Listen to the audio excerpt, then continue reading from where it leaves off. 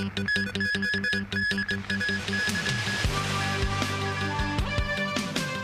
measures from neighboring Shenzhen to attract consumers from Hong Kong. Head of Liaison Office warns there are still hostile forces at play.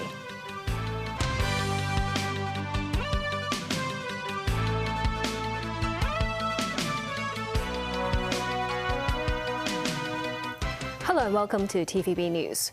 Just 2 days after the Hong Kong government launched a Night Vibes campaign to stimulate local spending, Shenzhen announced a series of consumption-stimulating measures to target Hong Kong residents, encouraging them to spend more time and money in the mainland city. The Mo Sang-ai has more.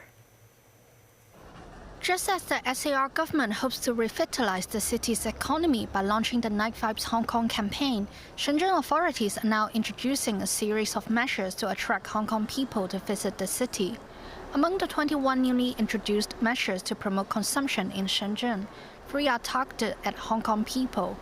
One is to provide tourists with bilingual leaflets, Chinese and English, at checkpoints, containing information such as places of entertainment. Collaborations will be made between Shenzhen authorities, Hong Kong travel agencies, and news outlets to encourage and expand tourist consumption in Shenzhen. Consumption vouchers will also be distributed to visitors from the 2 SARs, Hong Kong and Macau, but details of the scheme have not yet been mentioned. The Shenzhen government also plans to enhance services for its tourism attractions for Hong Kongers. For instance, some Cantonese-speaking staff will be deployed on site to assist needy tourists. Some free bus routes will be established between cross-border checkpoints, tourist landmarks, and shopping areas, allowing individuals to travel more easily. In the mainland, people are used to electronic payments. For tourists who prefer not to use electronic payments, the Shenzhen government will provide facilities allowing the withdrawal of cash in the city. Mo Sang-ai, TVB News. The Hong Kong government is planning to host a night market on Temple Street in the 4th quarter as part of the Night Vibes Hong Kong Nighttime Economy campaign. Local merchant associations said more than 20 stalls showcasing delicacies from across the world will be available on the street. Organizers know that the event will be held from 3 p.m. till midnight between Jordan Road and Nanking Street. The Yau Chin Mong District Council said it welcomes the effort to revive the local economy, but reminded organizers to avoid causing noise pollution. The District Council also stressed that authorities should urgently change the image of Temple Street as a red light district. The head of Beijing's liaison office in Hong Kong, Zheng Yanxiong, inspected the passing out ceremony held by the Hong Kong Police College this morning. Zheng lauded the efforts of the force to ensure the city's stability and crack down on activities that endangered national security, while warning that hostile forces are still at play in the SAR. Marking the graduation of 28 probationary inspectors and 127 police constables, this year's passing out parade for officers at the Hong Kong Police College in Wong Chuk Hang was inspected by Liaison Office Director Zheng Yanxiong. 香港正从由乱到治。 In his speech, Zheng hailed officers' concerted efforts amid unprecedented challenges faced by the force. He said Hong Kong is transitioning from chaos to order, but there are also hostile forces at play, attempting to disrupt Hong Kong's development and stability, and anti-China elements are trying to make a comeback. Zheng also said police is a profession of honor, urging the force to help preserve Hong Kong's reputation as the safest city in Asia. Zheng is the first liaison office chief to inspect the passing out ceremony. Police Commissioner Raymond Siu said the police have been inviting prominent figures from various sectors to inspect the ceremony. Back in 2016, the police force invited Tan Ben Hong, then commander of the People's Liberation Army Hong Kong Garrison, to inspect the passing out parade. The police commissioner also spoke on recent law enforcement issues. The police are currently investigating cryptocurrency exchange JPEX after receiving more than 80 reports involving $34 million. Timothy Lee tells us more. Crypto exchange platform JPEX is being investigated for possible crimes. The Securities and Futures Commission accused JPEX of applying suspicious trading methods, adding that it had not applied for relevant licenses. The case is now under investigation by the Commercial Crime Bureau.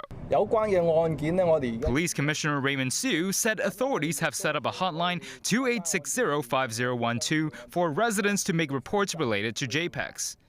Regarding the cyberport hacking and ransom incident, which involved 400 gigabytes worth of personal data being stolen, he said the police already received the report last month and remained in contact with cyberport authorities. To tackle the increasing tide of scams in the city, Siu stressed the need for cross-department cooperation, as well as between the public and private sectors. He further noted around 70% of scams are conducted online. Meanwhile, the police arrested 5 people yesterday on suspicion of involvement in telephone scams. 4 of the suspects are minors, with the youngest age 12. The police commissioner said more young people are involved in fraud and money laundering crimes, emphasizing that more has to be done to instill law-abiding principles into youths. He noted parents and teachers could refer to a new police pamphlet targeting youth crime prevention to help the city's young people. Timothy Lee, TVB News. Secretary for Development Bernadette Lin said on Saturday the government is sincere in combating unauthorized construction. Lin's comment came after illegally modified work was discovered at 3 houses at the Red Hill Peninsula. Of our government colleagues, they act in good faith because each year they have to prioritize the caseload involving unauthorized building works on hand. And with that prioritization list, they act according to the priority and do the inspection work. So they are not sitting there and do nothing. To prepare for adverse weather in the future, the Secretary added 18 projects have been designed to improve the drainage system in multiple districts in Hong Kong, including Wong Tai Sin. Starting today, the government begins its 3-week recruitment for more than 300 positions across 6 civil service graduate grades. They include 50 administrative officer positions and 220 executive officer posts, as well as 4 assistant trade officer roles. Students pursuing a bachelor's degree and graduating in the year 2024 or 2025 may apply. The salary of all positions has been adjusted upward. The starting point of administrative officers' pay scale is at $60,000. The application deadline is on October 6th. Arrangements will be made for eligible applicants to take the joint recruitment examination, tentatively scheduled on December 2nd. For candidates currently overseas or on the mainland, there will be test centers in 8 other cities, including Shanghai, Vancouver, and San Francisco. Social media app TikTok has been fined €345 million by European regulators for failing to protect children's privacy. TikTok said it disagrees with the decision and the level of the fine imposed, saying most criticisms are no longer relevant as a result of measures the company introduced at the start of 2021, months before the investigation began. Ireland's Data Protection Commission, the lead privacy regulator for big tech companies, said it was reprimanding the platform for violations dating to the second half of 2020. The investigation found that the sign-up process for teens resulted in settings that made their accounts public by default, allowing anyone to comment on their videos. Also, the family pairing setting designed for parents to manage settings wasn't strict enough. Still ahead, Libya rescue efforts bogged down by destroyed infrastructure. Almost 13,000 auto workers are going on strike in the U.S. And drone display in New York sky with message to save the Amazon.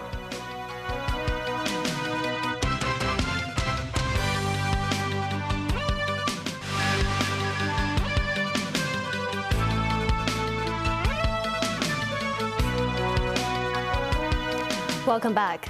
As Libyans from flood-hit areas try to put their lives back together amid death and destruction, authorities are trying to find out why it happened and who is to blame.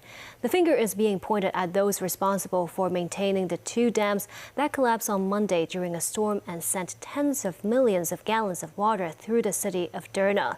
Around 11,300 people have died in the floods and many thousands more remain missing. Nasri Karim with more. Muhammad al-Hassi trudges through the mud of his destroyed home in Al-Baida, Libya, wondering when help will come. No one helps you. Even the government did not help us, he said. The government doesn't even have the resources to help. In Derna, the worst-hit city when 2 dams collapsed after being battered by Storm Daniel, rescuers continue to look for survivors, though they are mostly finding only bodies. During these 45 years, we should have about 10 dams behind the second one to help, even in the branches. If they'd done that, could this disaster have been averted? Yeah, at least it will help. 10 dams like the second one, of course it will help. After years of war and civil strife, Libya is divided between rival governments in the east and west. But the response to the disaster has been slow, with rescue efforts bogged down by a lack of coordination and the destruction of infrastructure. Reports say some parts of Derna has received aid, while survivors in other parts are forced to fend for themselves. Libya's Eastern Administration, which oversees Derna, has approved a budget of 10 billion dinars, nearly $2 billion to help flood-affected areas. The Western government is based in Tripoli, from where several volunteer groups have gone to Derna and other affected cities to help in the cleanup. As rescuers comb the area, the deadly extent of the damage is ever more apparent. It's for us the first time we saw this disaster. This area, there was 15 metri. 15 meters water for 50 minutes. Nazri Karim, TVB News. More than 100 heads of state and representatives of developing countries, along with China, gathered in Havana for the summit of the G77 group of developing nations. Hosted by Cuba, the summit discussed issues on climate change, income inequality, and the idea of a South-South cooperation. China was represented by Li Xi, a standing committee member of the Political Bureau of the Communist Party's Central Committee. Li said the world is undergoing changes on a scale unseen in the century, and South-South cooperation is playing an increasingly important role in sustaining continued global economic growth. He says some countries are resorting to unilateral sanctions, decoupling, and disruption of supply chains, which undermine the interests of developing countries. On that, Li urged the G77 nations to work together to ensure world stability and resolve conflicts peacefully. G77 was initially launched in 1964 with 77 nations.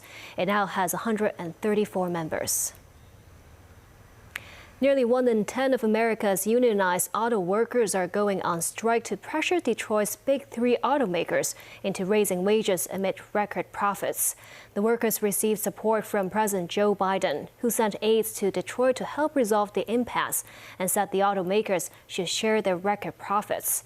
The workers are seeking wage increases of 36% over 4 years, while the companies have countered by offering increases of up to 20%.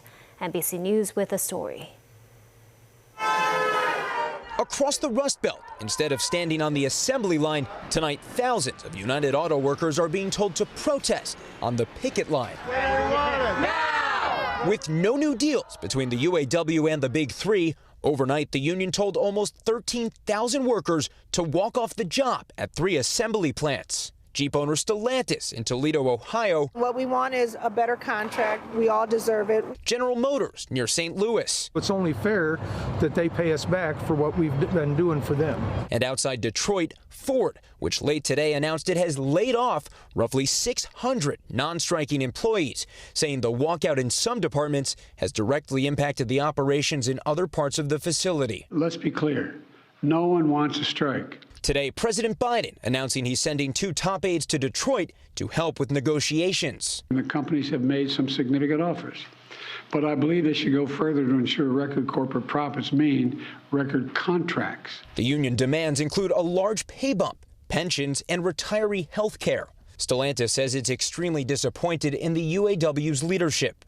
The CEOs of Ford and General Motors say their current offers are historic. This is a very good offer, and, we want you back. Today, GM chief Mary Barra telling me the consequences of a shutdown could reach far beyond the assembly line. For every GM job, there's 6 other jobs that are associated with it, and that's why the ripple effect can happen so fast. It's not going to be good for the economy. It's not going to be good for anyone. Ford and GM both say they got their first substantive UAW counteroffers late yesterday. But the union says it's the big three dragging their feet. You've got competitors for these big three automakers paying a lot less in some cases for labor than these companies. How can you expect to actually get everything you're asking for? Shame on those competitors, number one. All this is the companies are trying to drive a race to the bottom, and we're better than that. America's better than that. Right now, less than 10% of UAW's roughly 146,000 union auto workers are on strike, but it's having a big impact. This is not just a small strike.